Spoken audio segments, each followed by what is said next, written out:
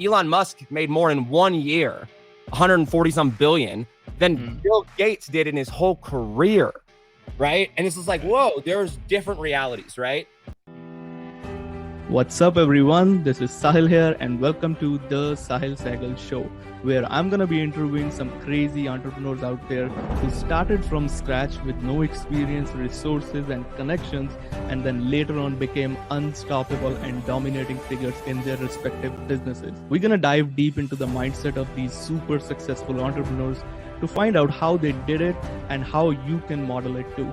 It's time to pick their brains and uncover all the strategies and tactics which these entrepreneurs use to scale their businesses from nowhere to multiple 6, 7, and 8 figures.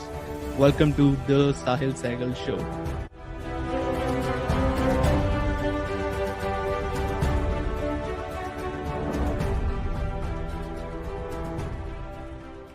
What's up, everyone? Welcome to the Sehgal Show, where we interview some unstoppable entrepreneurs who are dominating figures in their businesses. Sahil here, back again with an awesome, insane guest. Today, we are going to interview someone who I got a personally chance to meet him last year at FHL. Insanely credible dude. He's a millennial thought leader who has built wildly profitable audiences and built connections with category kings in the market. By the age of 26, he had started and sold 2 companies, grown and managed 6 million plus followers on social media, generated over 3 million in revenue for clients and students. He has spoken on stages like FHL. He has been featured in Forbes, The Today Show, Entrepreneur Magazine, Huffington Post, BuzzFeed, and GCTV, and whatnot. Without any further ado, let's welcome Josh Forti to our show today. What's up, dude? Yeah. Good, man. Welcome. Thank you so Thanks much for having me on here. That bio is old, man. That was 26. When I was 26, I'm 29 now. Holy cow, we got to get you an updated sheet. That's awesome. We need the updated one. I'll reissue it. That's fine. Thank you so much, man, for coming on, for giving your time. Your journey is really, first of all, man, inspiring, and I really love the personally. I love the purpose and why in your life to inspire others to break free. And you talk about like finding their purpose, know the truth, define their own destiny, so that they can fall in love with the life and make world a better place. So it personally, hit me. So kudos for that, man. First of all, to you. I appreciate it, man. And I'm inspired by your hustle and follow up, man. We met at Funnel Hacking Live, and dude, your follow up game is strong. I love it. That's why we're doing this right now. I respect that. It worked, eh? Thanks, man. Yeah. Yeah. Let's talk about your journey. So, when exactly were you bitten by this entrepreneurial bug? How old were you? Oh gosh, like 7 probably. Yeah, Oh, yeah. I was selling chocolate chip cookies. No, I was selling lemonade out front of my house, out in California when we used to live out there. And I figured out that I could also sell cookies. And I could make more money. So I sold lemonade, and then I figured out how to make cookies, and then sold cookies.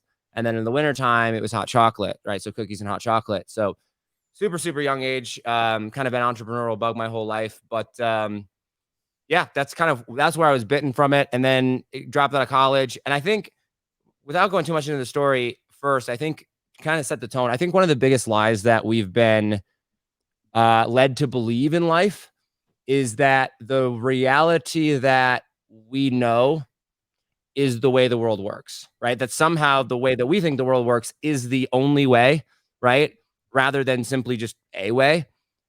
And so that the entrepreneurial game allowed me to like start experiencing different realities, different ways that the world worked. And that's, I think, why I fell in love with it, because it allowed me to go and be like, oh, this is how this game works. But like, what about this over here or this over here? And so, yeah, that's why I love entrepreneurship. I mean, for many reasons, but what more of the story? Does that answer your question? What more of the story do you want to know?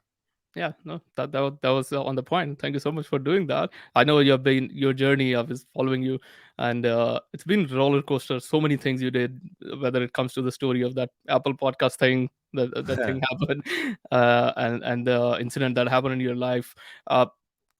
So when you were starting this thing, what was the first business model, by the way? Like the true one, the where you made, the massive growth and the profits. Oh, like the one that actually worked? Yeah. I don't even know if it's a business model. Like I wasn't trying to follow a model, but the first thing that worked was just building a massive audience. Yeah. Because before then, I remember, so like I grew up on a farm, middle of nowhere, got into like, I didn't have cell phone or like texting or internet until I was like 18 years old. Right. And so like when I finally like moved out and I was like waiting tables and like working as an intern as a radio thing, trying to figure out like what I'm going to do. I remember looking at like the Gary V's or the Cardones of the world. Right. And being like, well, it's so easy for them to make money. Right. Because everybody follows them. They've got this massive people. They put something out people want to buy. And so I don't know what clicked. I mean, I'm sure I'm shortening up the story here a little bit, but once again, going back to this idea of like reality is what we think it is, but it's not, right? And so like I was always told growing up that like, you work really hard. If like, dude, if you made $1 million in your life, that was awesome, right? I grew up broke, right? No money, like not around money. But then you get around some people and like, I met a guy one time, he's like, I made $1 million this year. And I was like, whoa, hold up. Right. And then like Russell Brunson comes along and is like, well, I made $3 million in 90 minutes from you know what I'm saying? Yeah. And you look at like Elon Musk and like Elon Musk made more in 1 year, 140 some billion than Bill Gates did in his whole career. Right. And it's just like, whoa, there's different realities. Right. And so when I started looking at like, okay, what did the Cardones do? What did the Garys do? And this is way back in the day, right? They're not who they were. I'm like, I just need people to sell to. And so got in the Instagram game. This is back when, early on of Instagram, right? When you can only have like one account, you had to like log in. There's no such thing as stories or like got into that and built up just a massive following in there. I think at peak we had a network of like 100 million. And we grew 7 million or so of our own for clients and stuff that we would manage. And so that model worked just because, not that I knew anything about business, but because of just the sheer size of people that I could get in front of. And I could just like pitch. Like I could just test different things. And I never ran out of people to sell to. Right.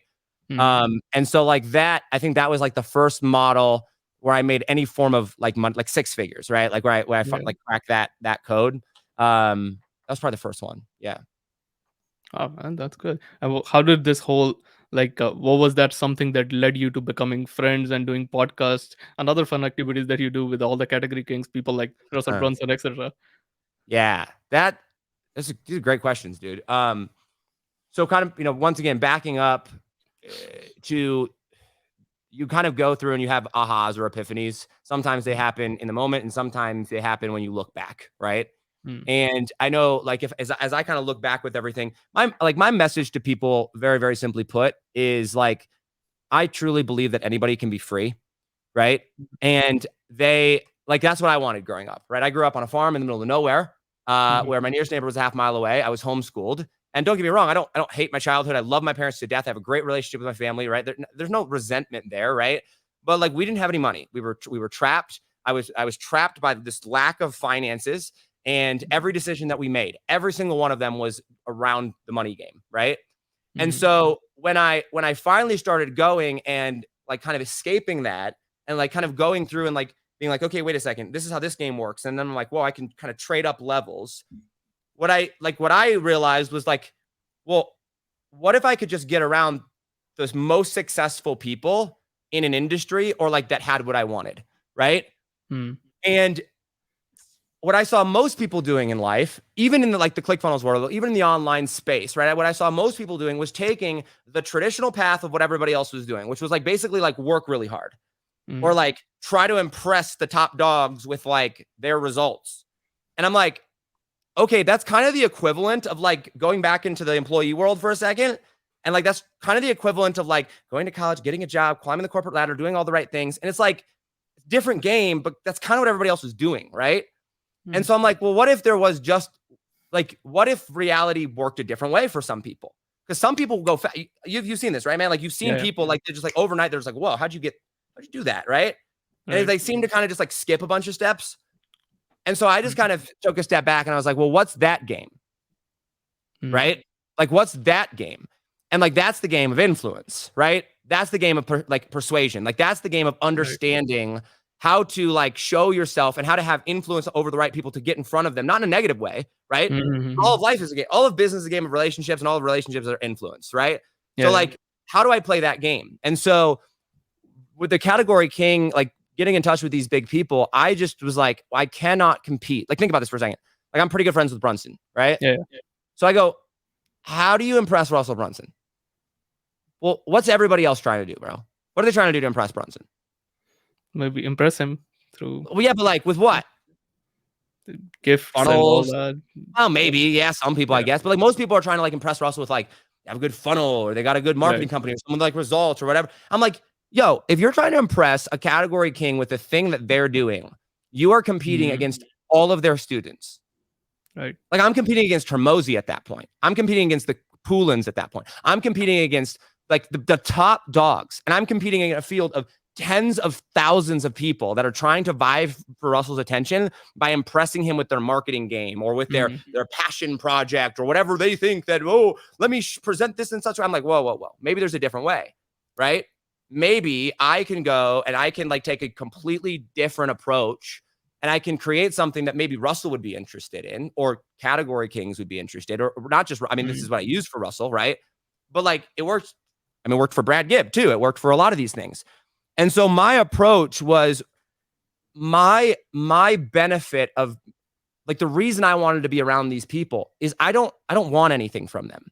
And I meet so many people that are like, dude, if I got a chance to meet Russell Brunson, I would. I'm like, well, that's why you will never meet Russell Brunson, right? Or if I had a chance to like go and whatever, right? Like hang out with this person, I'm like, cool.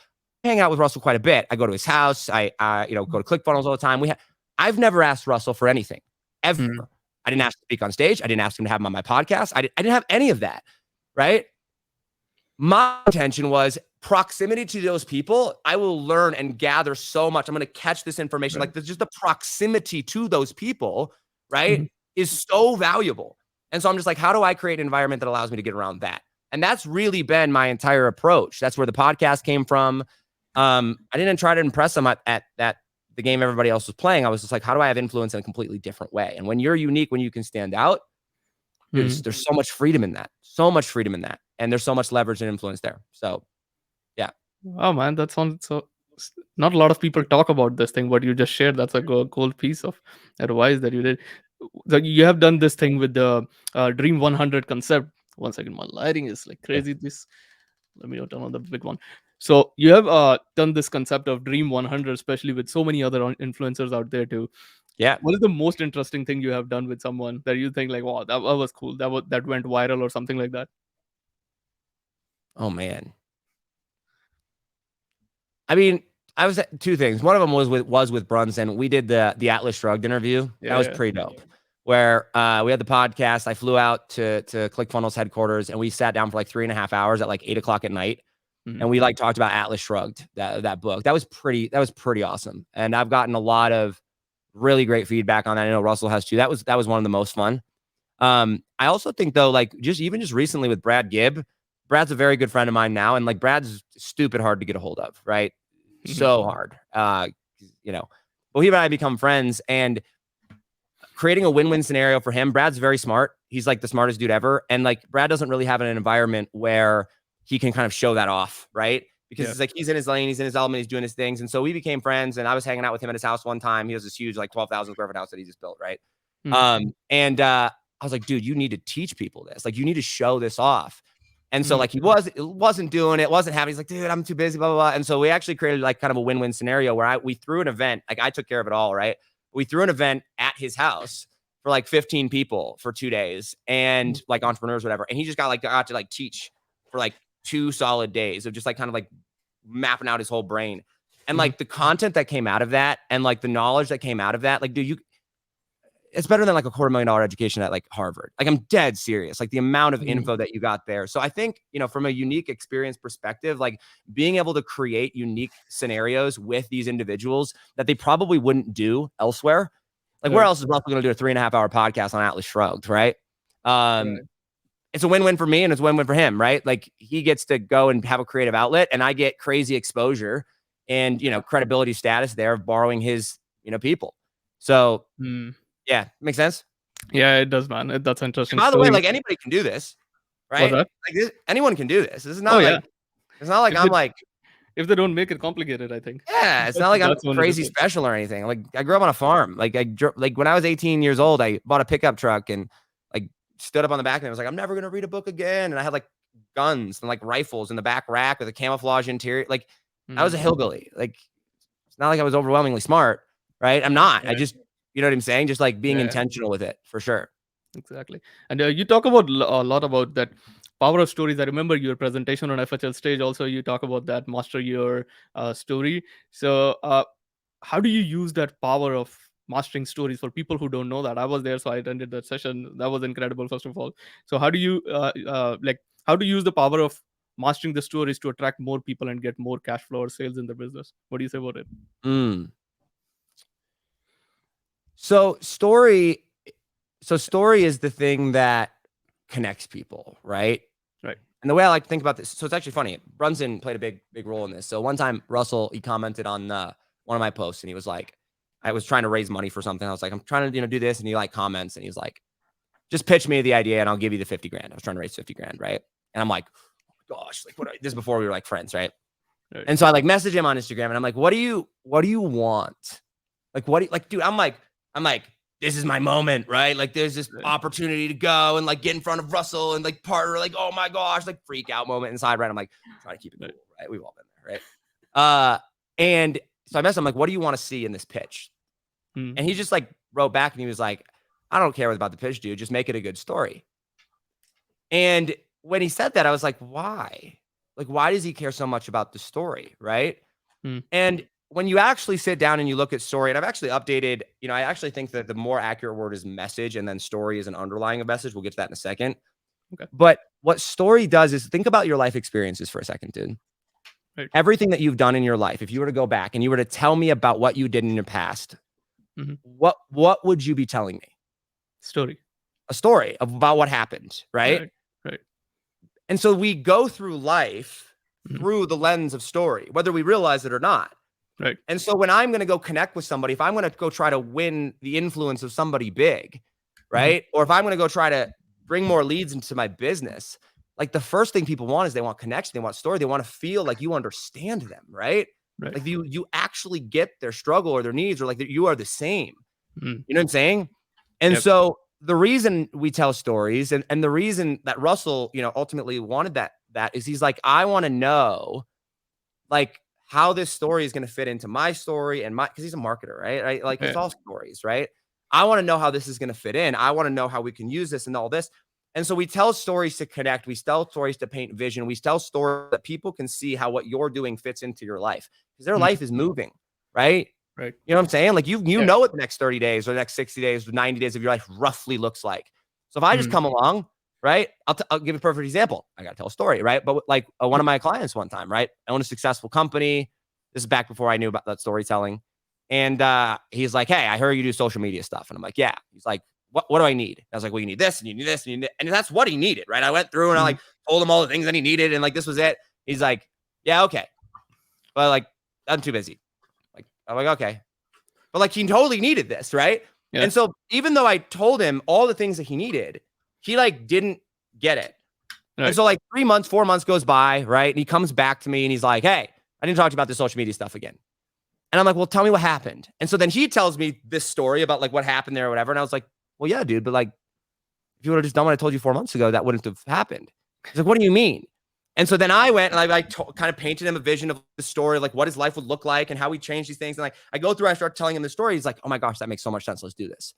Right. And like that client ended up paying me like, I mean, probably well over 100 grand, right? Like over the course of our relationship together.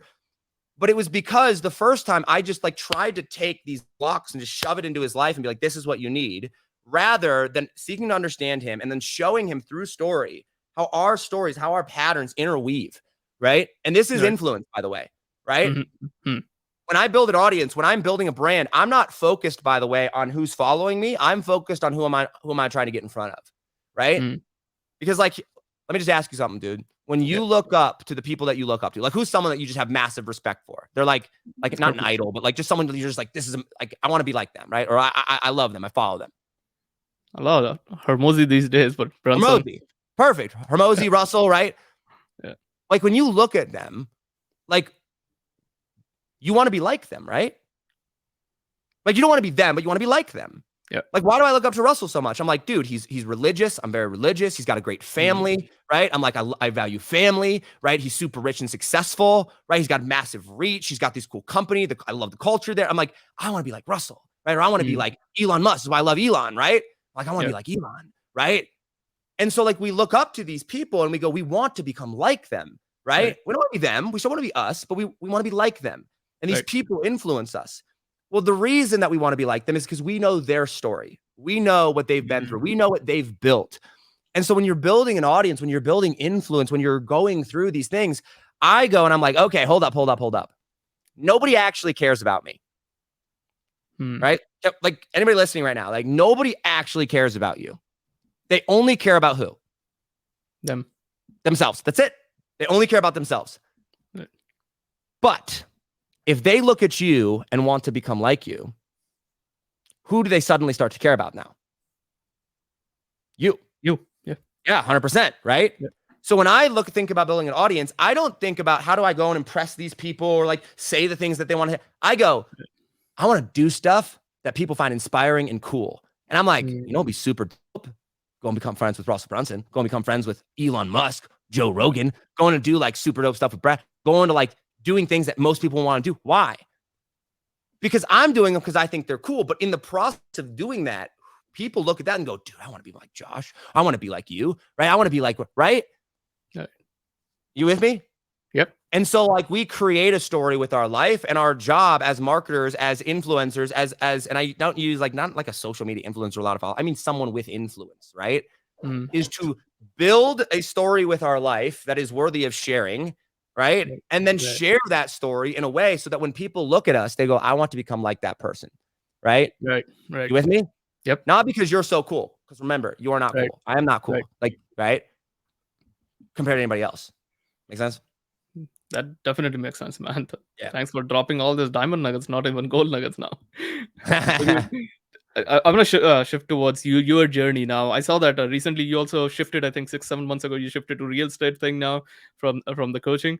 So how's that transition going and all that? Yeah, I got to be careful with how much I post about real estate on social, because I actually don't do real estate. I mean, I am in real estate for sure. But at the end of last year, so I say recently, but it's been several months now, whatever, but relatively recently, like I recommitted my life to like Jesus, not God, Jesus specifically. Like lots of people claim to follow God. They're like, oh, I believe in God. I'm like, cool. Like which God? Because there's lots of those things, right? And like the God of the Bible, the God I follow is Jesus, right? Jesus is the Son of God, the only God, like the real God. And so when I did that, like there was a major shift that needed to happen in my life.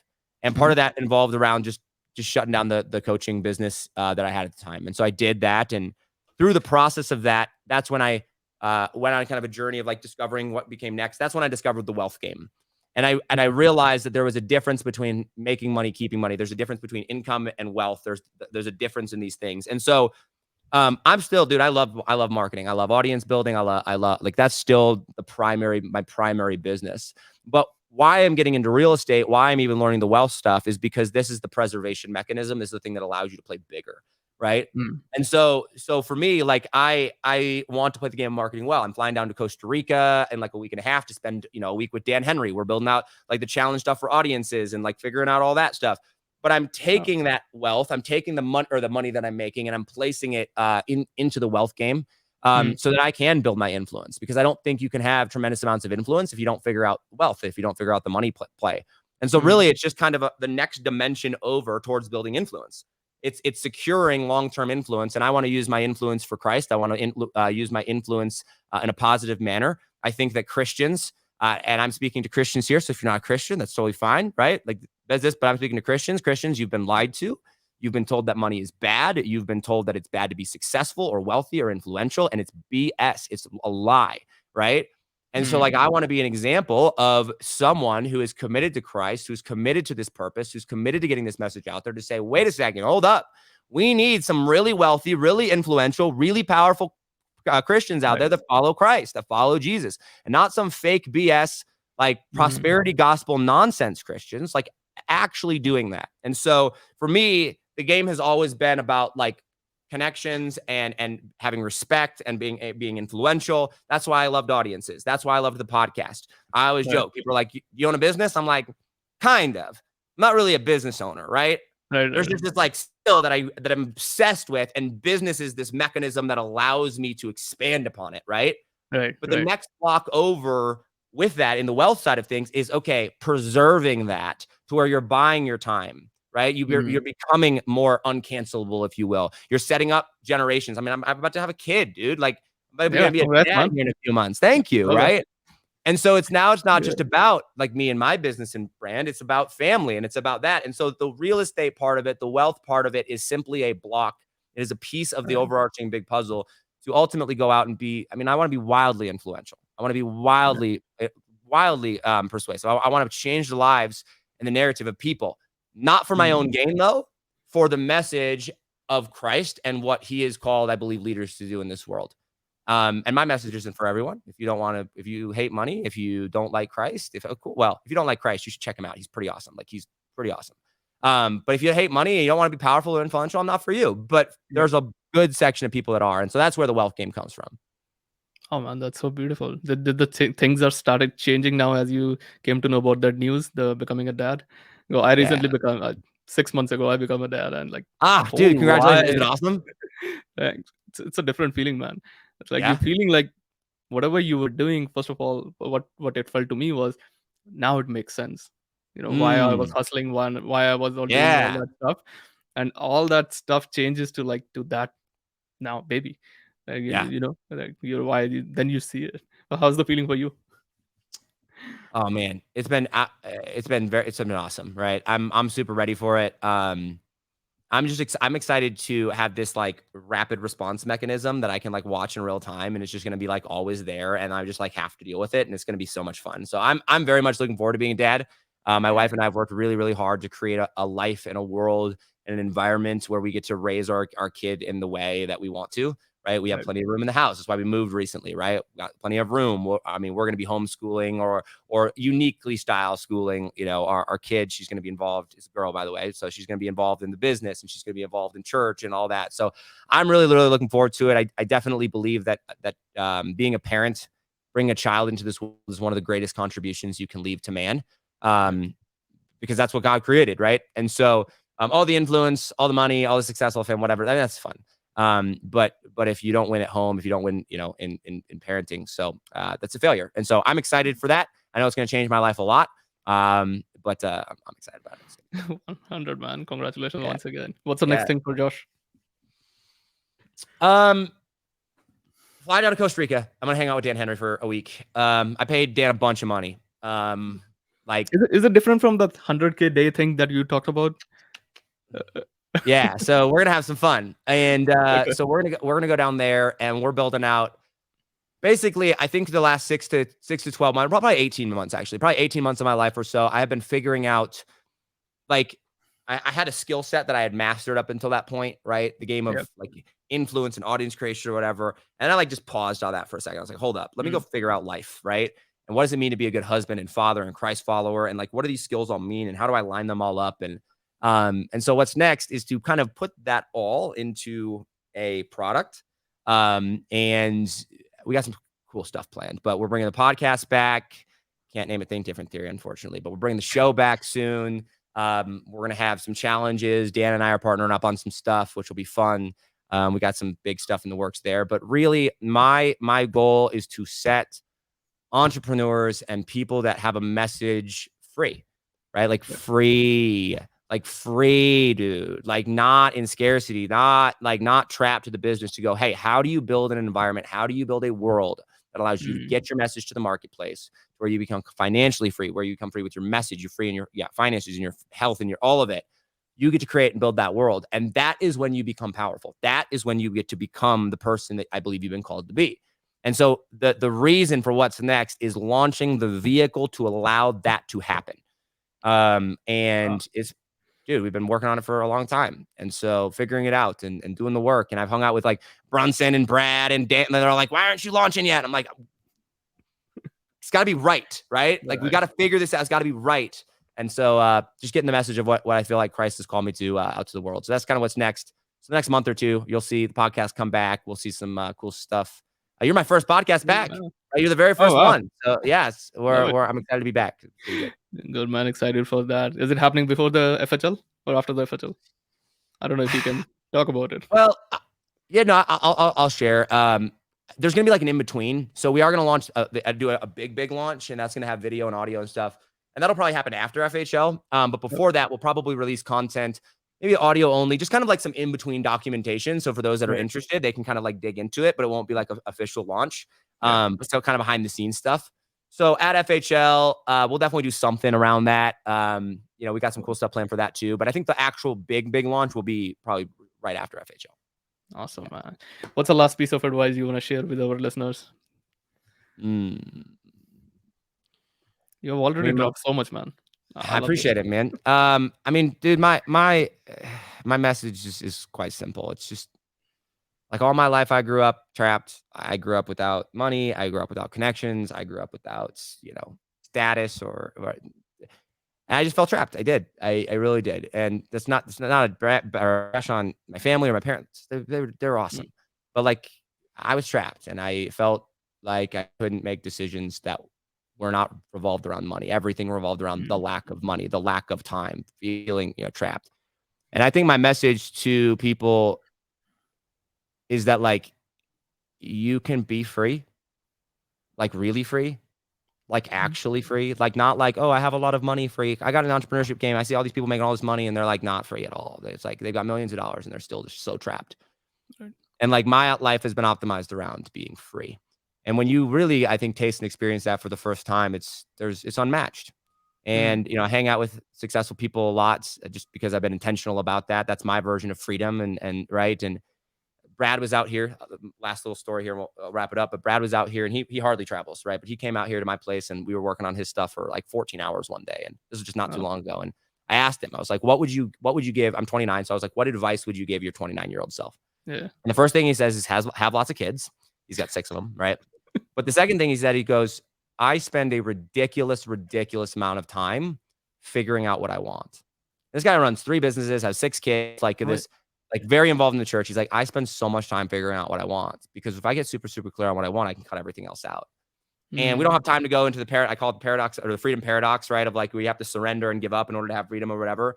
But like, if you know what you want, like really sit down and think about that and then chase after whatever, there's no more exhilarating and freeing feeling than going after that full speed and achieving it. And having that level of freedom. And so no matter how trapped you are, and I have been trapped, dude, I have been in debt and I've had no money and I've been just horrible situations. No matter how terrible it is, like you can be free. And so that would be my last piece of advice. Don't give up on that. Get super clear and rock and roll. That's so beautiful, man. Thank you so much for coming on, man. And the only true freedom is found in Jesus. I've got to add that just this, but you can be free. So appreciate your time, man. I appreciate you having me on. Cool, man. Thank you so much for coming on. People who are watching or listening to us, stay tuned for the next episode. We'll be coming out back very soon. Take care. Bye, everyone.